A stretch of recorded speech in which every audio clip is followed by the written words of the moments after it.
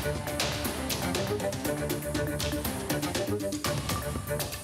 a look at what happened.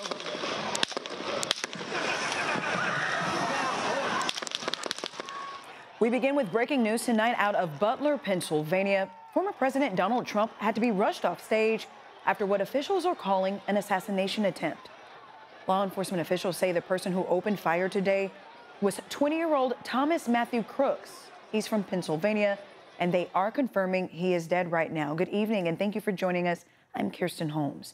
The Secret Service says former President Trump is safe. In a social media post, the former president said he was hit by a bullet in the top part of his right ear. At this hour, officials say a person attending that rally was also killed. 2 other people remain in critical condition tonight. At 11, we have the latest on this developing situation from Pennsylvania. We'll hear from a security expert on what goes into rallies like this one. We'll also take a look at what people nationwide were saying on social media moments after this shooting. CBS News' Lauren Linder is in Butler County, Pennsylvania tonight with the latest on this breaking news. Take a look at what happened.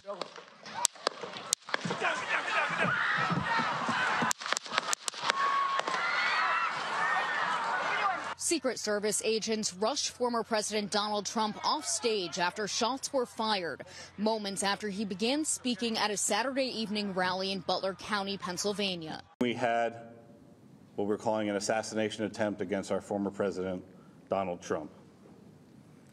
It's still an active crime scene. The Secret Service says a man attending the rally was killed.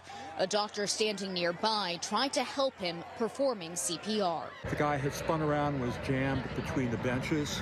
He had a headshot here. Trump raised his fist as he left the stage. On his Truth Social site, the former president said he was shot by a bullet that pierced the upper part of his right ear.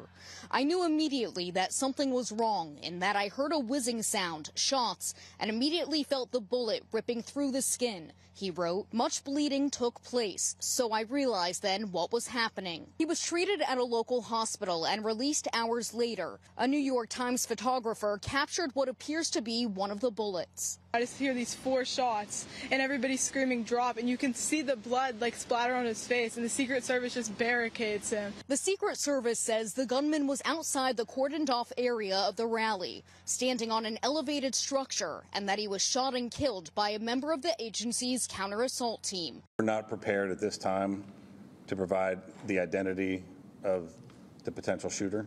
We're in the process of doing the confirmation. Some rally attendees say they tried to warn police after spotting the suspect. There's a guy on the roof with a rifle, and the police were like, huh, what? You know, like they didn't know what was going on. A large number of Secret Service agents is in Milwaukee right now ahead of the convention. They're trying to piece together what happened here in Butler. President Biden spoke a couple hours after the shooting. There's no place in America for this kind of violence. It's sick. It's sick. The president left Delaware tonight to return to the White House. He spoke to Trump after the shooting. This was Trump's last rally ahead of next week's Republican convention in Milwaukee. He was taken away in a motorcade and again held up his fist as he got into his SUV. Lauren Linder, CBS News, Butler County, Pennsylvania.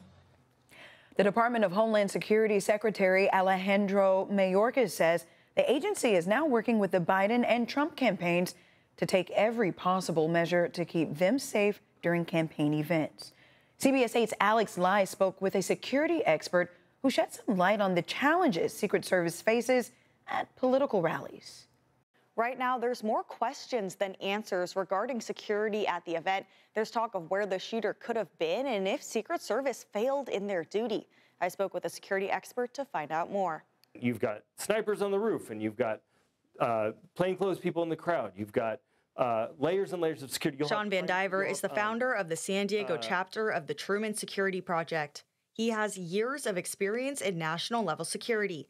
Van Diver says at typical high-profile events, there are layers of security. You would see things like access controls, right? Even further out from the event, you would see roadblocks, and then Secret Service or law enforcement or private security managing those roadblocks, checking your access to get in. Are you supposed to be here for this event? You'd see people on lists. You'd see badges. You'd see checks for people that are going to get close to the president. All those people behind the president on the stage, President Trump would have been background checked. He says at these types of rallies, a potential attacker would not even have to enter the event. There's a perimeter, and there's buildings all around potentially. If this is in an urban environment, I don't know much about the environment that it was in, but there's any number of buildings or other adjacent venues that it could have been at.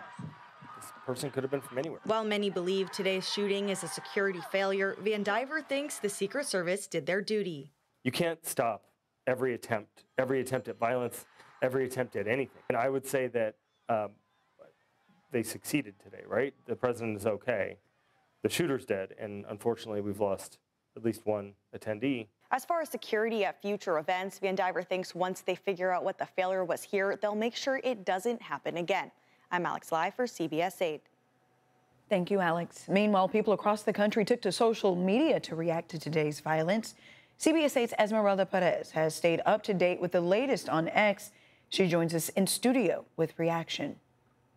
Reaction is echoing throughout the nation. I'll take you to X, where there's been nonstop posts as this whole situation unfolded. First, let's start off with former President Barack Obama saying in part, "There is absolutely no place for political violence in our democracy. Although we don't yet know what exactly happened, we should all be relieved that former President Trump wasn't seriously hurt." Let's take things over to Elon Musk, who took advantage of this moment to endorse Trump and wish him a rapid recovery. Now on to California Congresswoman Sarah Jacobs, who expressed, "I'm wishing President Trump and all those who were injured a speedy recovery. Those responsible for violence at President Trump's rally must be held accountable." And here locally, County Supervisor Nora Vargas made a post saying, "There is no place for gun violence in our country, yet our children and families continue to witness tragic events like today. I condemn the terrifying shooting at today's campaign rally, and violence should never be tolerated." City of San Diego Mayor Todd Gloria expressed thoughts and prayers to former President Trump and those impacted. He says in part, "Political violence is unacceptable. It doesn't matter what party you belong to or what you believe. It's wrong." San Diego mayoral candidate Larry Turner made a post that reads in part, "I am deeply shocked by the news of the assassination attempt on former President Donald Trump. This is a reprehensible act that has no place in our society regardless of political beliefs or affiliations." Of course, you can follow us on all digital platforms for the latest news at CBS 8. Reporting in studio, I'm Esmeralda Perez, CBS 8.